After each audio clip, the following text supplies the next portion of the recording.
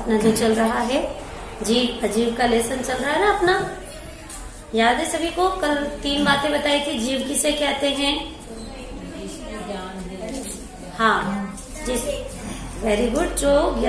जिसमें ज्ञान है, जो जानता देखता है। और तीसरी क्या परिभाषा थी?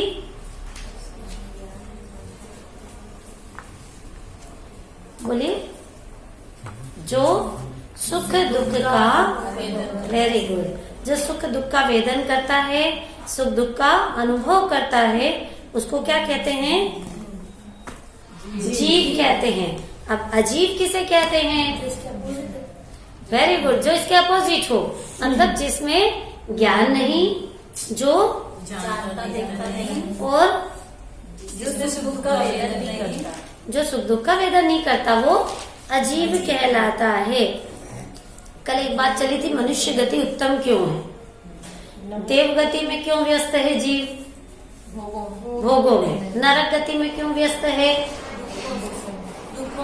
दुखों से, लड़ने झगड़ने से, मारपीट से। और तिरंच गति में हाँ, ज्ञान ही नहीं है, इतना अविवेकी है। अब बची एक ही गति, मनुष्य गति, जिसमें हम स्वाध्याय मतलब ज्ञान, अध्ययन और संयम का पालन कर सकते हैं। ऐसी ये जो मनुष्य गति है, इसमें हमको क्या करना चाहिए? जीव अजीव की पहचान करना चाहिए। सारे ही शास्त्रों का सार, सारे शास्त्र, आप जो भी शास्त्र पढ़ेंगे उसमें से आपको क्या निकालना होगा?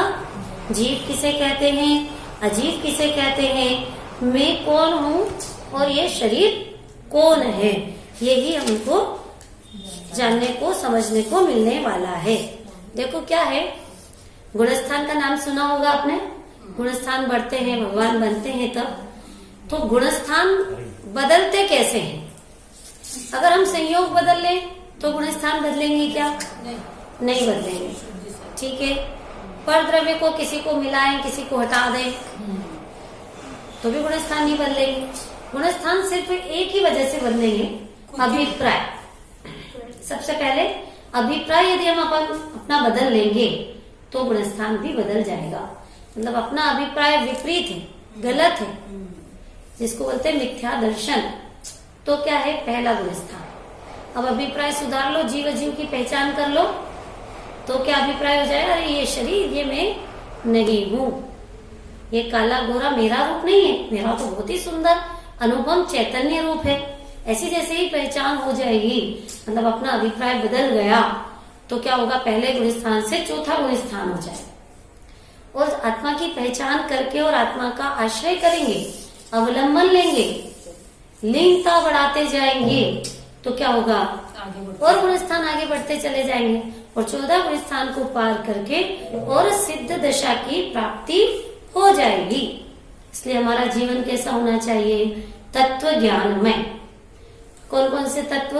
पूरे विश्व को यदि हम 2 भागों में बांटते हैं तो कौन कौन से भाग होंगे? जीव अजीव। जीव और अजीव, उसमें पूरा विश्व,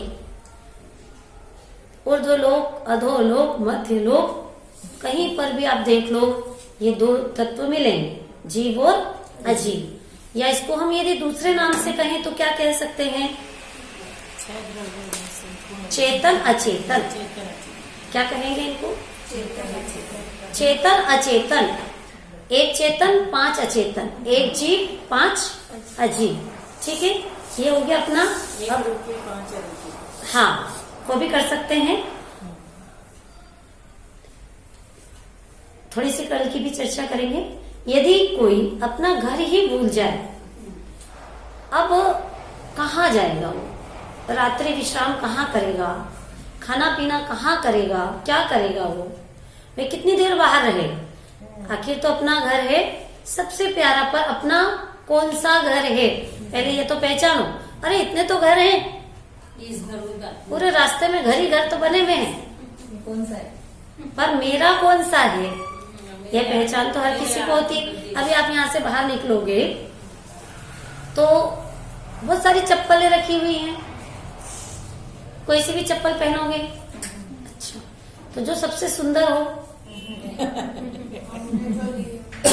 जो मेरी चप्पल है, जिसमें आपका अपनापन है, आप वही पहनोगे और बाकी सब चप्पल को क्या समझोगे कि ये चप्पल पर है, स्व की नहीं है। ठीक है, स्व और पर की पहचान है। मम्मी पापा में पहचान है, मेरे मम्मी पापा कौन से हैं, है ना, इतने लोग हैं जगत में, लेकिन मेरे मम्मी पापा कौन से पहचानते हो ना। अच्छा, मम्मी पापा को आप भी पहचानते हो, मम्मी पापा भी पहचानते हैं। स्कूल जाते हैं बच्चे को लेने, सब बच्चे एक जैसे ड्रेस, और उसमें से कोई से भी बच्चे को उठा के घर ले आते क्या?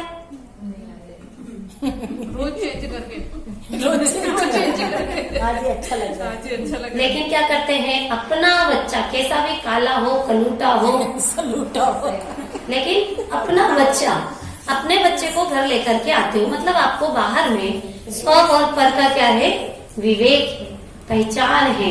इसी तरह से अपने जीवन में वो इतना सा बच्चा भी अपने माता पिता को देख के दौड़ा हुआ आता है। हाँ, बच्चा भी पहचान है ना, हाँ। बच्चे को भी है, माता पिता को भी है।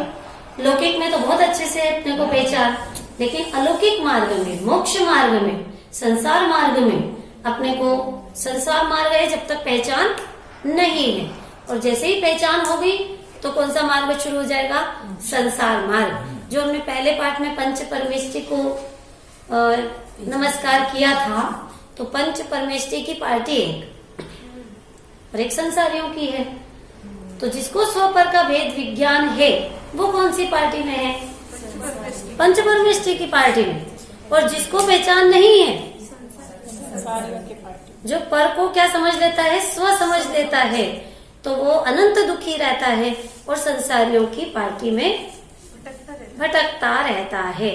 ठीक है, फिर अपना स्वघर क्या बताया था कल, अपना स्वघर अपना आत्मा है, निज आत्मा। एक भजन में आता है, हम तो कबहू न निज घर आए, घर फिरत बहुत दिन बीते, नाम अनेक धराए, हम तो कबहू न निज घर आए। हम तो कभी, आज तक कभी भी निज घर नहीं आए, तो अब अपने को कुछ ऐसा कार्य करना है जो नवीन, पूर्व में कभी नहीं किया हो।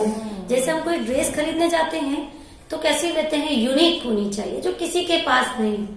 कोई भी आप चीज खरीदने जाते हो तो ऐसी तो नहीं खरीदते हो कॉमन सबके पास हो, कॉमन चीज नहीं खरीदते हो आप, कुछ अलग हट करके, कुछ अच्छा किसी के पास नहीं हो, ऐसा होना चाहिए हमारे पास, है ना। इसी तरह से आपके कार्य भी कुछ अलग हटके होने चाहिए। जो कार्य सब कर रहे हैं वही कार्य आपका नहीं होना चाहिए। तो क्या होगा, नवीन कार्य के हमारी परिणति में भगवान आत्मा का ज्ञान प्रकट हो जाए। ये कौन सा कार्य कहलाएगा, नवीन कार्य, न्यू वर्क। कौन कौन करना चाहेगा न्यू वर्क, बहुत बढ़िया। अब हमारे को तो क्या दिन भर काय के विकल्प चलते रहते हैं, घर के, अज्ञानियों को घर गृहस्थी के, दुकानदारी के, विषय भोग के, ये खाना है, ये बनाना है, ये करना है, ये विकल्प चलते रहते हैं। लेकिन जब हम जीव अजीव का पाठ पढ़ रहे हैं, तत्व ज्ञान प्राप्त करने का प्रयत्न कर रहे हैं, तो अपने विचार अब बदल जाएंगे। तो कैसे विचार होने लगेंगे, जीव अजीव के, 7 तत्वों के, 6 द्रव्यों के, मोक्ष मार्ग रत्नत्रय के, ये विचार चलने लगेंगे। और ऐसे विचार चलते चलते उसमें से महिमा आएगी, निज चेतन तत्व की महिमा आएगी। क्यों, क्योंकि 6 द्रव्यों में सबसे पहला नाम किसका है, जीव।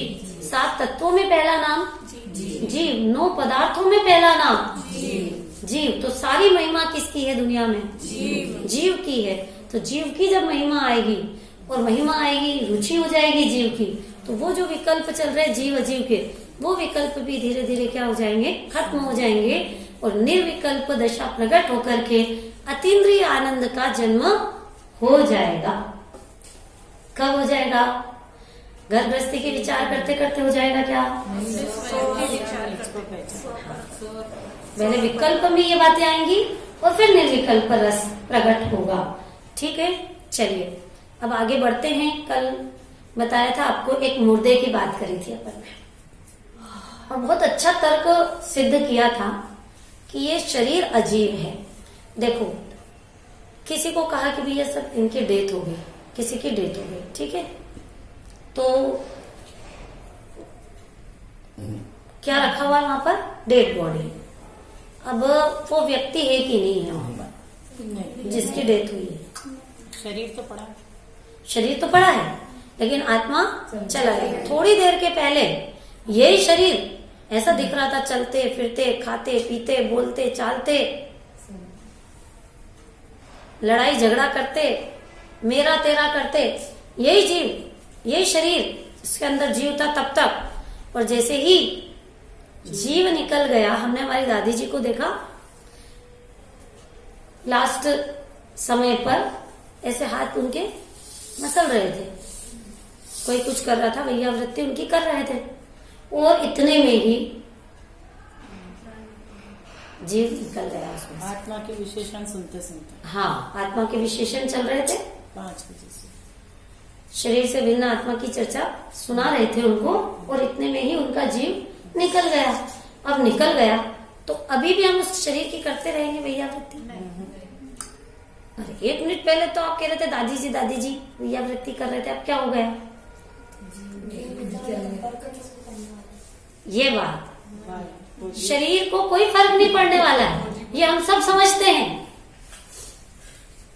पर कब समझते हैं? जब उसमें से जीव निकल जाए। तो जब उसमें से जीव निकल जाता है तब वो शरीर रहता है, उसके आंख नाक कान सब रहते हैं, लेकिन उसको सुख दुख का अनुभव ही नहीं होता, वो जानता ही देखता नहीं है। इसका मतलब ये सिद्ध होता है कि जानने देखने वाला पदार्थ एक वस्तु है, वो इस शरीर से कैसी है?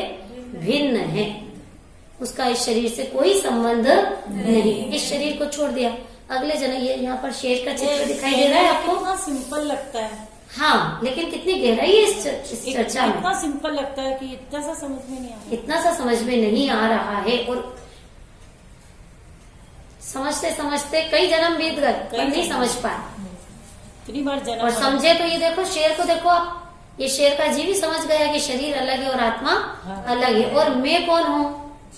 मैं आत्मा हूँ। 3 पॉइंट हमेशा ध्यान रखो। कौन कौन से? शरीर, हाँ, जीव और आत्मा।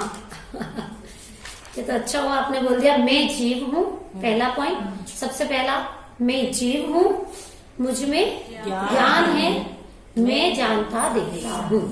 शरीर शरीर अजीब है, शरीर में ज्ञान नहीं है, शरीर जानता देखता नहीं, मैं सुख दुख का अनुभव करता हूँ, शरीर सुख दुख का अनुभव, मतलब 4 पॉइंट हो गए। फिर से एक बार, मैं जीव हूँ, शरीर अजीब है, मुझ में ज्ञान है, शरीर में ज्ञान नहीं है, मैं जानता देखता हूँ, शरीर जानता देखता है, मैं सुख दुख का अनुभव करता हूँ। शरीर नहीं करता। जब आत्मा है शरीर के अंदर, तब तो शरीर सुख दुख का अनुभव करता है कि नहीं करता? नहीं करता, तब भी नहीं करता, पर ऐसा दिखाई देता है कि करता है। दिखाई कुछ भी दे, नहीं करता, वास्तविकता क्या है? नहीं नहीं करता, क्योंकि करने वाला अलग तत्व है, उससे भिन्न तत्व है। शरीर का और आत्मा का आपस में तो अत्यंत अभाव है। न कभी जीव शरीर का हुआ है, न कभी शरीर जीव का हो आप कह सकता रहे हो कि है। ये जीव है शरीर में, और वो सुख दुख का अनुभव जीव ही करता है, शरीर नहीं करता। तो जैसे आंखों से अपन देखते हैं, तो आंखें तो नहीं देखती, लेकिन जीव है तो आंखें देखती है। पर कोई जन्म से अंधा हो, हाँ, देखो अभी हम उस पर भी चलते हैं, आगे बढ़ते जाते हैं। पहले तो ये बात क्लियर हो गई। 4 पॉइंट हमेशा हर आत्मार्थी को निरंतर विचार करते रहना चाहिए। एक क्षण भी ऐसा नहीं बीतना चाहिए कि वे विचार न चले, कोशिश करना चाहिए। अब जो प्रश्न आया है कि आंखें देखती है, कान सुनते हैं, ये बात सत्य है या असत्य है? 100%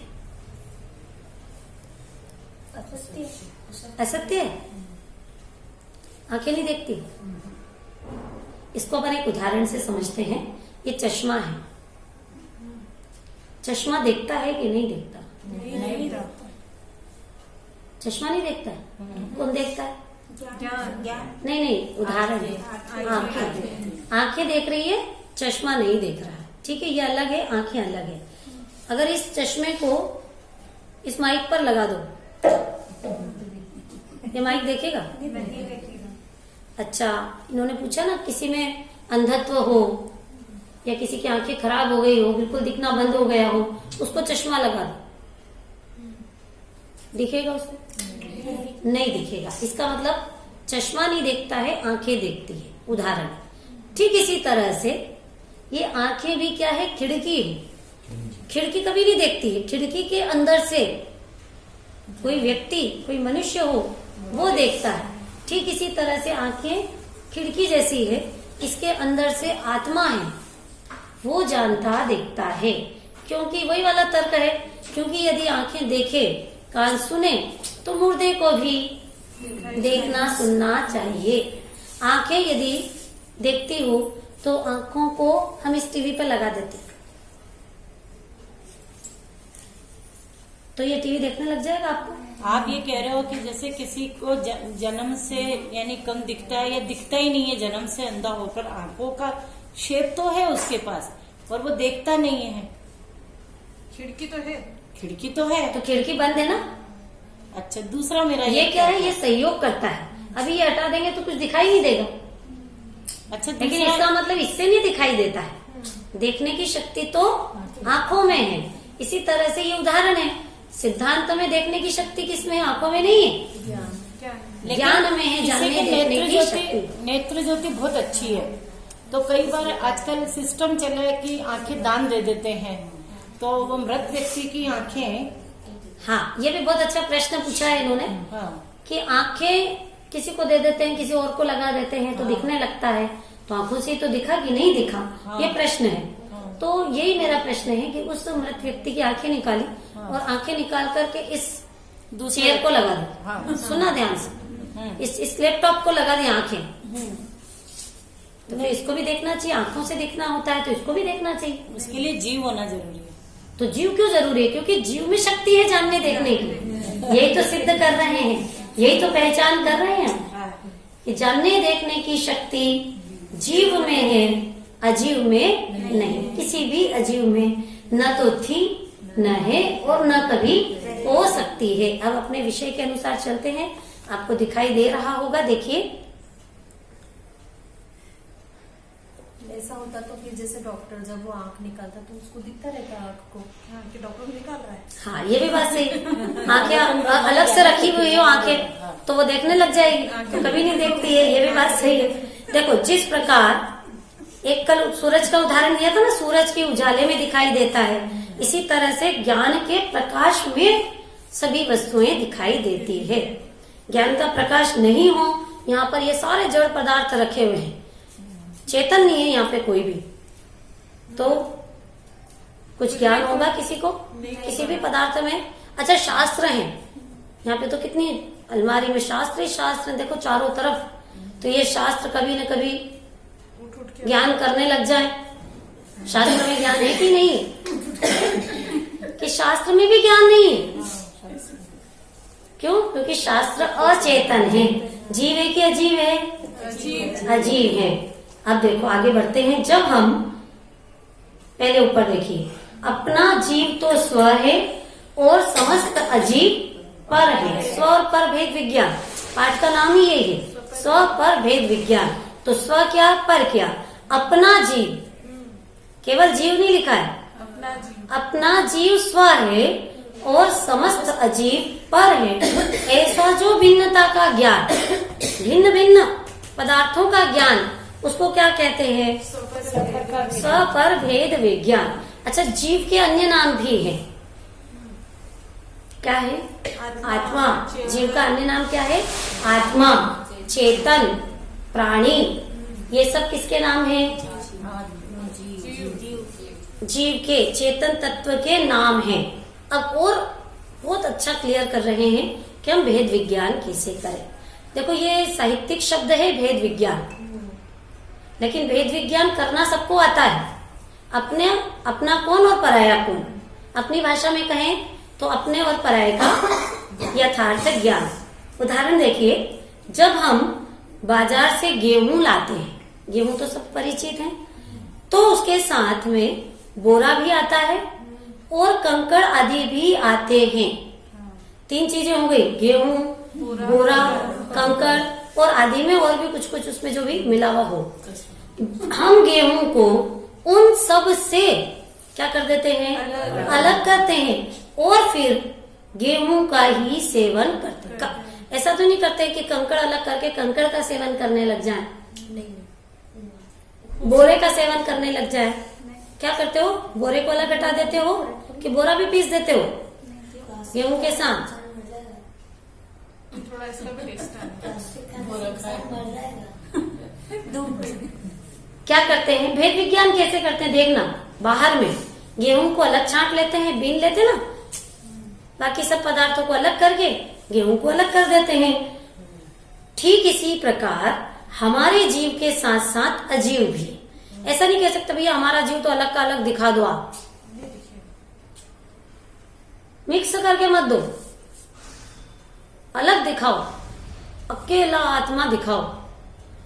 तो यहाँ क्या कह रहे हैं, जीव के साथ साथ अजीव भी है और उनको अलग देखना ही हमारा धर्म है।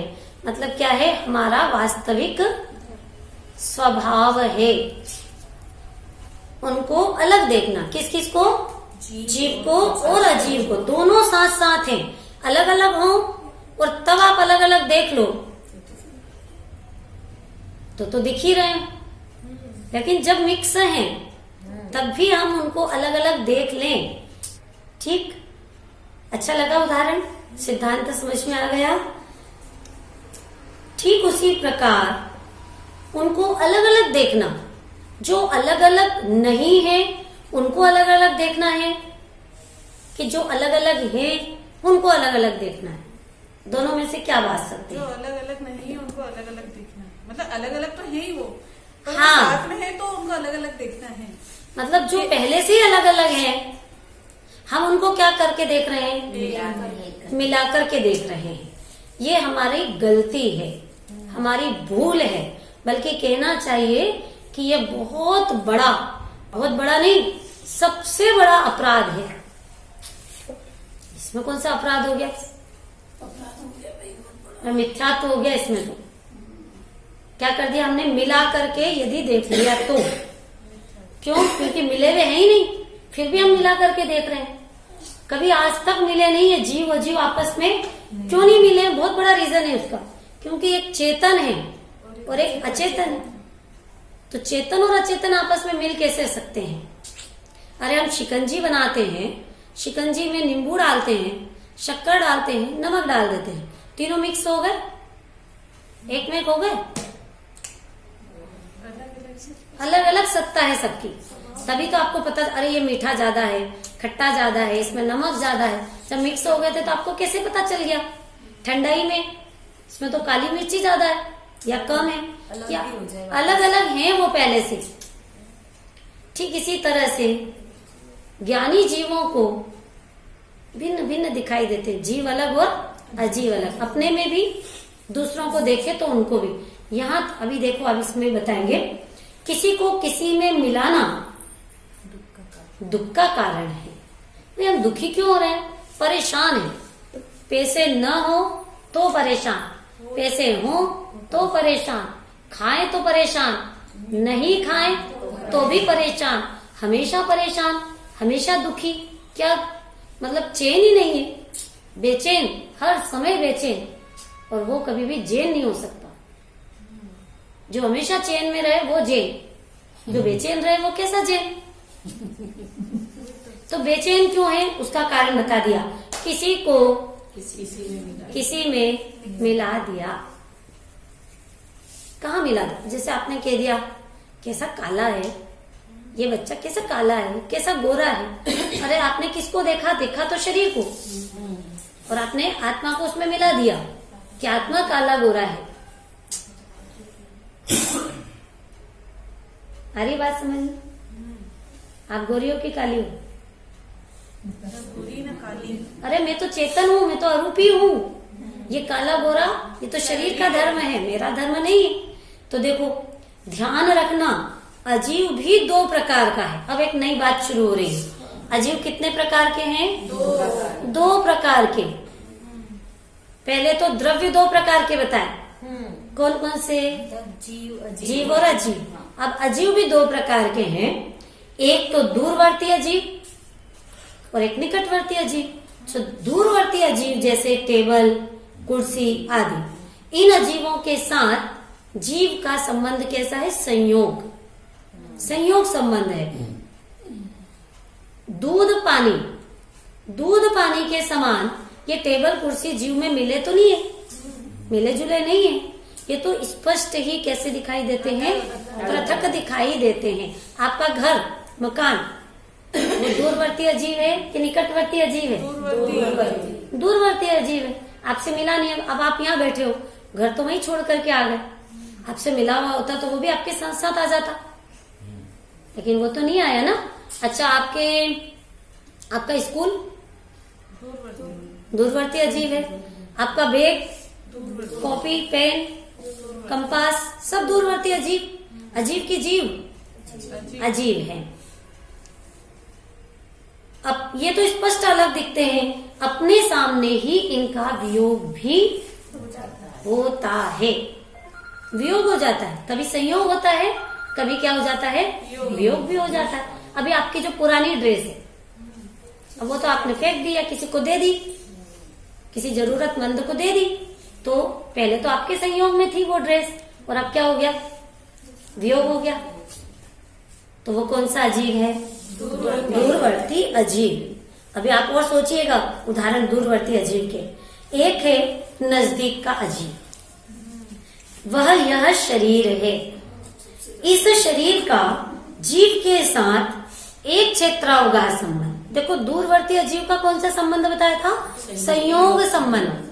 अब निकटवर्ती अजीव का कौन सा संबंध है?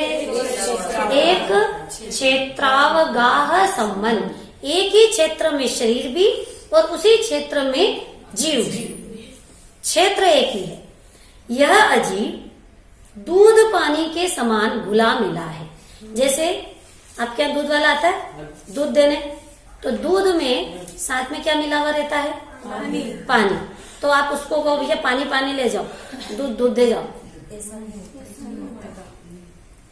जहां जहां दूध वहीं पानी, एक क्षेत्र होगा।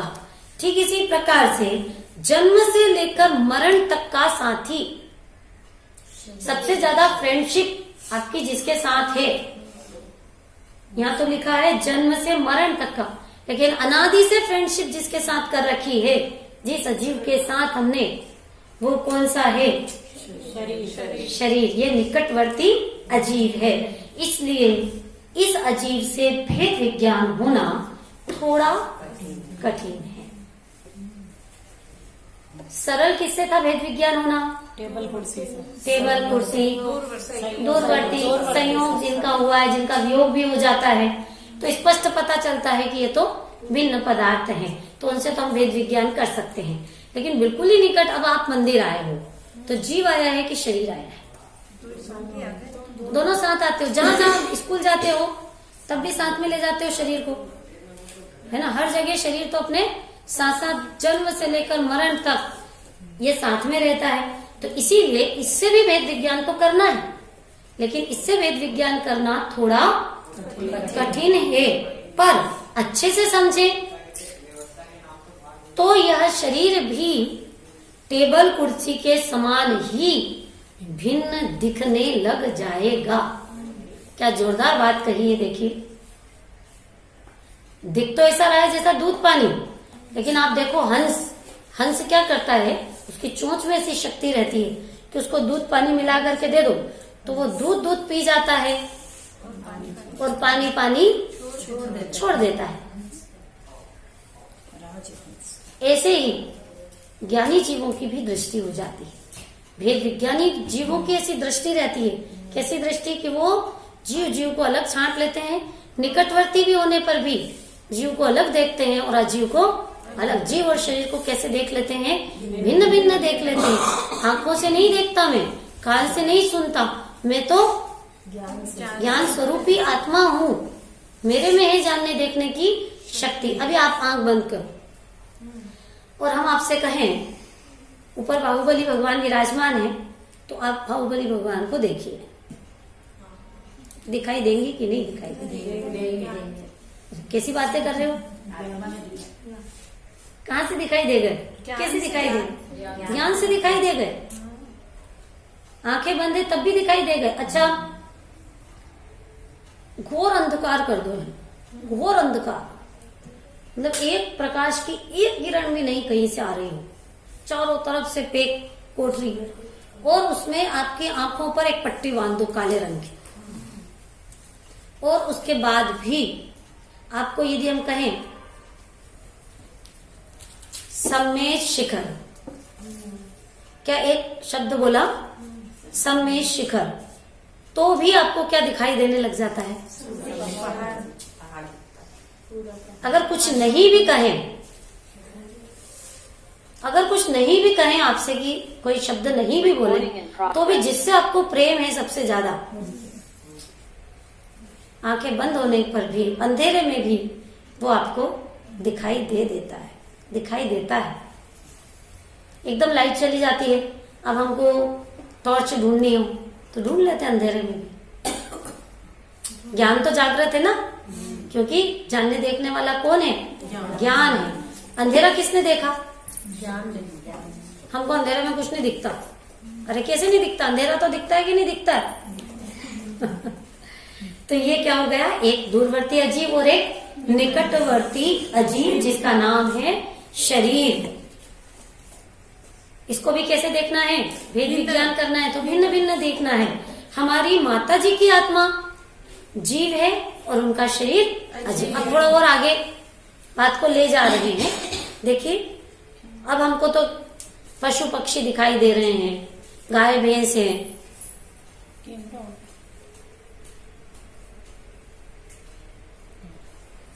चिड़िया है, शेर चीता है ना? तो अब ये जीव है कि अजीव है, उसकी चर्चा यहाँ पर आगे कर रहे हैं कि जैसे जो पेड़ है ना बाहर, वो पेड़ है, तो वो पेड़ जीव है कि अजीव है? जीव है, उसका शरीर अजीव है। हाँ, एक उत्तर नहीं दे सकते हो आप। अगर आप कह दोगे अजीव है तो एक केंद्र उसके अंदर जीव है ना, और यदि जीव ही मान लोगे पूरा उसको, तो शरीर जो उसका बाहर का जो स्पष्ट रूप से आंखों से दिखाई दे रहा है, जिसमें स्पर्श गंध दिख रहे हैं, वो तो पुद्गल है, अजीव है। तो क्या हो गया वहां पर? उसकी आत्मा जीव है और उसका शरीर कैसा है? अजीव है। इसी तरह से हाथी जीव है कि अजीव? उसका शरीर अजीव है। दोनों उत्तर आएंगे, शरीर अजीव है, आत्मा जीव है। इसी तरह से घोड़ा, बोलो जल्दी जल्दी, घोड़ा शरीर अजीब है और घोड़ा जीव। Very good. चींटी, आप बताओ। उसका शरीर अजीब है और उसकी आत्मा जीव। आग, आप बताओ। आग, अग्नि, अग्नि जीव और अजीब दोनों। कैसे? शरीर अजीब है और आत्मा आत्मा जीव। जीव, अग्नि का एक जिसको कहते हैं ना, वो जीव है। अच्छा, एक और बता दो तुम। बहुत अच्छा उत्तर दिया। नहीं तो बहुत से लोग कहते हैं हम तो जीव है, हमारा शरीर अजीव है। हमारा है शरीर, हमारा तो है। पुद्गल का है, पुद्गल का। इसलिए जैसे पूछे तुम कौन हो, क्या उत्तर आना चाहिए जो इसने बता दिया? जीव। मैं कौन हूँ? जीव हूँ। अच्छा बताओ, कुंदाचार्य ना, ये जीव है कि अजीब है? ये कुंदाचार्य जीव है, ये तो चित्र है, पर कुंदाचार्य जीव है कि अजीब? जीव। आत्मा जीव है और शरीर अजीब है। उनमें भी यही लागू पड़ेगा, आत्मा जीव और शरीर अजीब। चलो आचार्य उपाध्याय साधु की बात कर ली अपन ने, अब और आगे बढ़ते हैं। तो अरहंत भगवान जीव है कि अजीव? उमंग जी। भगवान तो अजीब है ना, जीव है, हंसता। हाँ वही उत्तर, शरीर अजीब है और आत्मा जीव है। ठीक है ना, शरीर है समूह शरीर में जो दिखाई देता है वो शरीर है, और उस शरीर के अंदर कौन है? आत्मा, वो जीव है। जीव अजीव दोनों ऐसे पहचान करनी पड़ेगी। देखो हम इसके लिए आपको एक कहानी सुना देते हैं जीव अजीव की पहचान के लिए।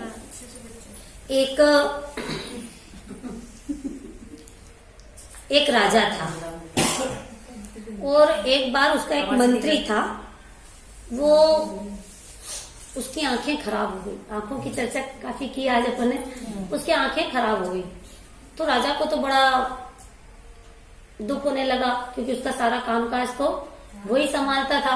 अब बहुत परेशानी आने लगी राजा को। तो राजा ने अपने दूसरे राजा मित्र से, जो वो भी राजा था दूसरे नगर का, उससे बातचीत की कि ऐसी ऐसी समस्या आ रही है। तो उन्होंने कहा कि भाई मेरे पास एक सुरमा है जिसको आंखों में आंजेंगे तो आंखें ठीक हो जाएगी, लेकिन मेरे पास सिर्फ 2 आंखें ठीक हो सके इतना ही सुरमा है। तो राजा ने कहा बहुत बढ़िया, मेरे मंत्री के पास तो 2 आंखें हैं, वो दोनों ठीक हो जाएंगे, मेरा काम हो जाएगा, तो आप भेज दीजिए। तो उसने फिर वो सुरमा एक डिब्बी में, छोटी सी डिब्बी में भेज दिया।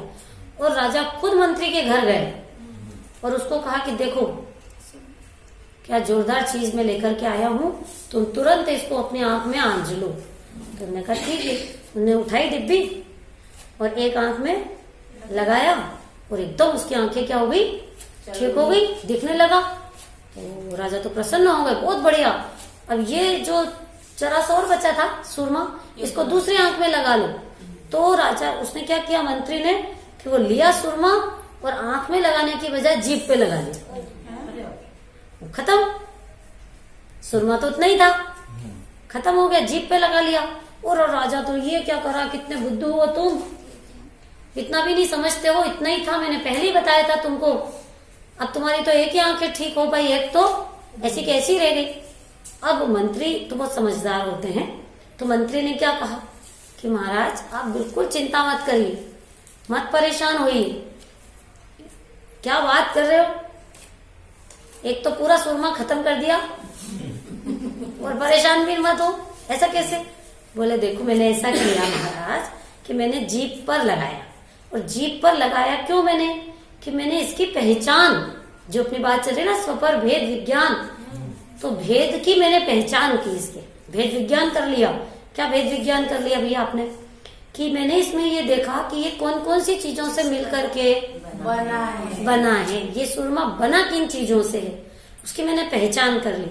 अब मैं वो चीजें मिला करके खुद ही बना लूं। और बना दिया उसने, और बना करके वो तो इतनी छोटी सी डिब्बे में भेजा था ना, उसने बहुत बड़े डिब्बे में भर के और पड़ोसी राजा को भिजवा दिया। और उस नगर में भी जितने भी आंखों के मरीज थे उन सबको भी दे दिया, तो आपने सबकी आंखें ठीक हो गई। ठीक इसी प्रकार से ये उदाहरण हुआ।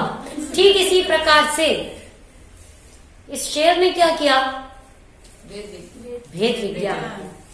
क्या, कैसे भेद विज्ञान कर लिया कि भाई स्व क्या है और पर क्या है, इसकी पहचान कर ली। और उसको पहचान जैसे ही की, देखो उसकी आंखों में से आंसू आ रहे हैं, और इसने जैसे ही पहचान की कि अरे ये शेर का जो शरीर है वो तो क्या है, अभी क्या बताया था, अजीब है, और आत्मा जीव है, और मैं जीव हूँ, शरीर तो मुझ में ज्ञान है, शरीर में ज्ञान नहीं है, मैं जानता देखता हूँ,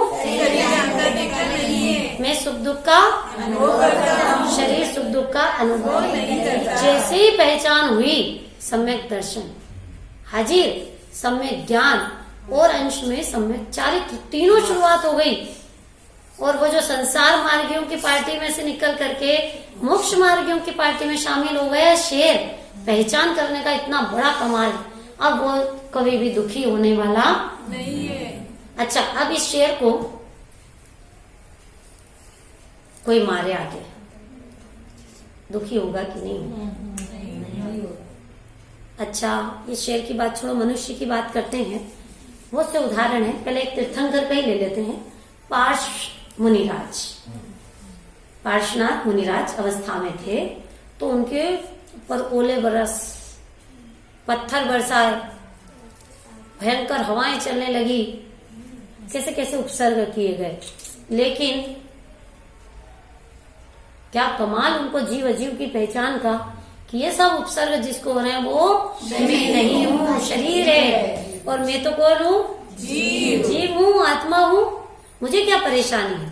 और इस बल पर भेद विज्ञान होने से उन्होंने शरीर की ओर ध्यान न देकर आत्मा की ओर ध्यान दिया, आत्मा का ध्यान किया, तो उनको गिफ्ट में क्या मिल गया? केवल ज्ञान, मोक्ष। और उसके बाद उन्होंने भी दिव्य ध्वनि के द्वारा अनेक जीवों को भेद विज्ञान की कला सिखा दी। खुद ने सीख ली, दूसरों को भी सिखा दी।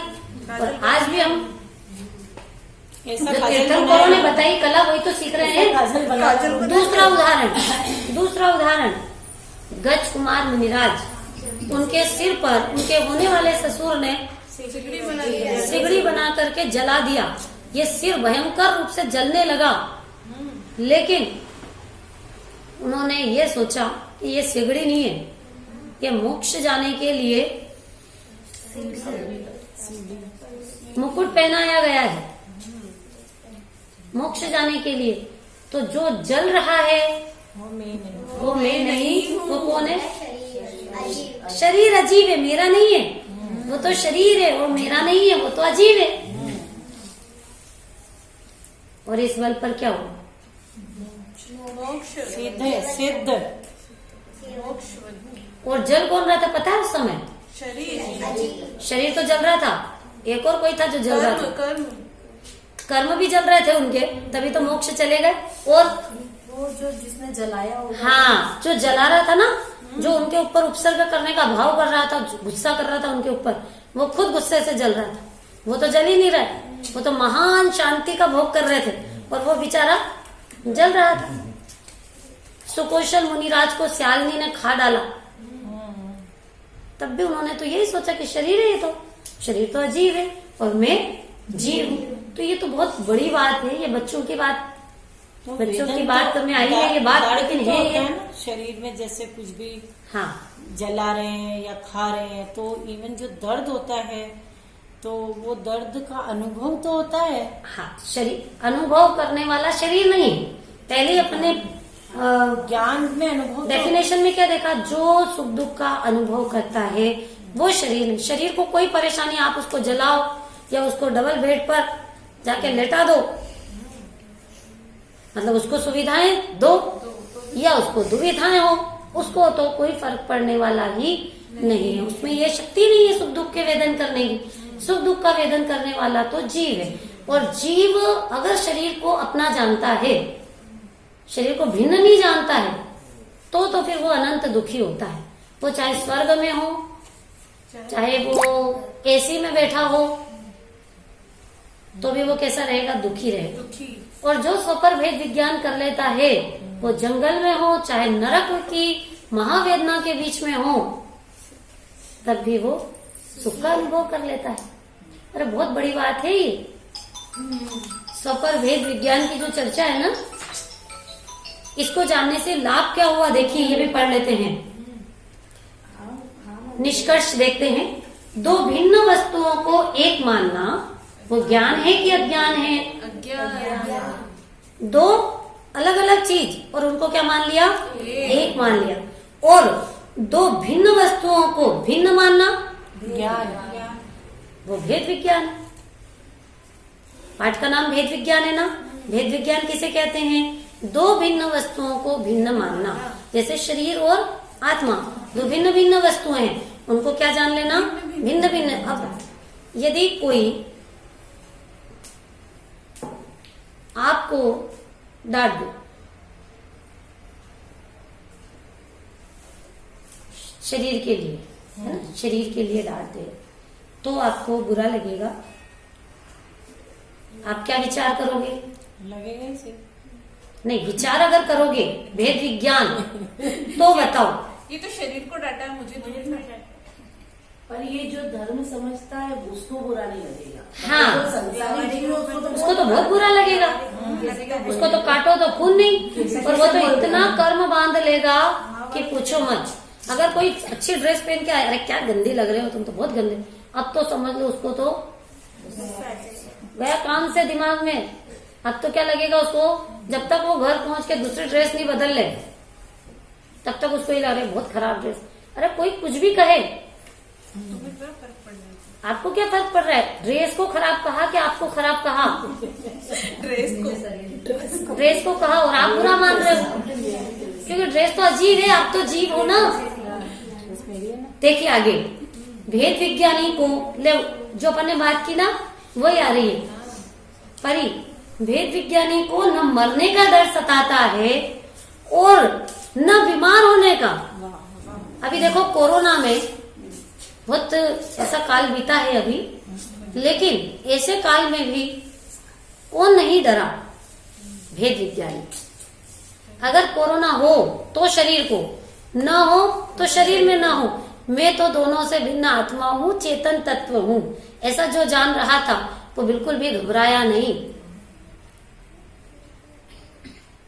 और जो नहीं जानता था, भले कोरोना नहीं हुआ हो तो भी वो हर समय मरण करता रहा, मैं हो नहीं जाए, हो नहीं जाए, हो नहीं जाए, ये मत करो, ये मत करो, हो नहीं जाए। दिमाग से कोरोना। हाँ, दिमाग में कोरोना, और ये कोरोना मिथ्यात्व का, ये महाभयंकर दुखदायी है। तो देखो, भेद विज्ञानी को किसका डर नहीं सताता? अरे मरने का भी डर नहीं सताता। जिसकी मृत्यु होगी वो मैं हूं ही नहीं। वैसे तो शरीर की भी मृत्यु नहीं होती, जीव की भी मृत्यु नहीं होती, फिर मृत्यु किसकी होती है? कि मृत्यु तो ऐसा उसको कहते हैं कि जीव और शरीर अलग अलग जब हो जाते हैं तो उसको क्या कहने लगते हैं कि ये मर गया, इसकी मृत्यु हो गई। मृत्यु कुछ नहीं हुई, देह परिवर्तन। देह परिवर्तन। जैसे ट्रांसफर हो जाता है, जो सर्विस करते हैं उनके ट्रांसफर होते रहते हैं, ऐसे यहाँ पे ट्रांसफर हो गया इस गति से उस गति में जीव का। चलिए आगे देखिए, इसलिए जीवन में सबसे पहला काम स्वपर भेद विज्ञान करना ही है। ही लगा दिया मतलब बहुत मजबूत बात हो गई। सबसे पहले में पहला काम पूजा करना, स्वाध्याय करना, क्या करना? भेद विज्ञान करना। क्योंकि भेद विज्ञान नहीं रहेगा ना तो वो पागल कहलाएगा। लौकिक में पागल कहलाता, उसको सबसे पहले पागल खाने भर्ती करो, या तो किसी का भी कुछ भी उठा लेता है अपना समझ के भैया। इसको यही पता नहीं कौन मेरा कौन परा है। एक मिनट भी नहीं चल सकता दुनिया में काम बिना भेद विज्ञान के। एक क्षण भी आप नहीं रह सकते जगत में। आपको तुरंत उठा करके वहां भर्ती कर देंगे, पागल खाने भेज दो आगरा, जब तक कि इसका पागलपन ठीक न हो जाए। तो यहाँ मोक्ष मार्ग में चल जाएगा बिना भेद विज्ञान के काम? बिल्कुल नहीं चलेगा। इसलिए सबसे पहला काम स्वपर भेद विज्ञान करिए। निष्कर्ष, इस जीव की भिन्नता, जीव अजीव की भिन्नता के ज्ञान को ही भेद विज्ञान कहते हैं। इसी से, अब फायदा बता रहे हैं, इसी से जीव मुक्त होते हैं और इसी के अभाव में जीव गतियों में परिभ्रमण करते हैं। मतलब ये बात हो गई कि जीव अजीव की पहचान किए बिना आत्मा का सच्चा ज्ञान नहीं हो सकता, और जिसको आत्मा का ज्ञान नहीं होता उसको आत्मा से सुख की भी प्राप्ति नहीं हो सकती। इसलिए जिसको सुखी होना हो उन्हें सफल भेद विज्ञान करना ही पड़ेगा। वेरी गुड, पूरा उत्तर आपने ही कर दिया है। समय हो गया अपना। अब आगे कल की चर्चा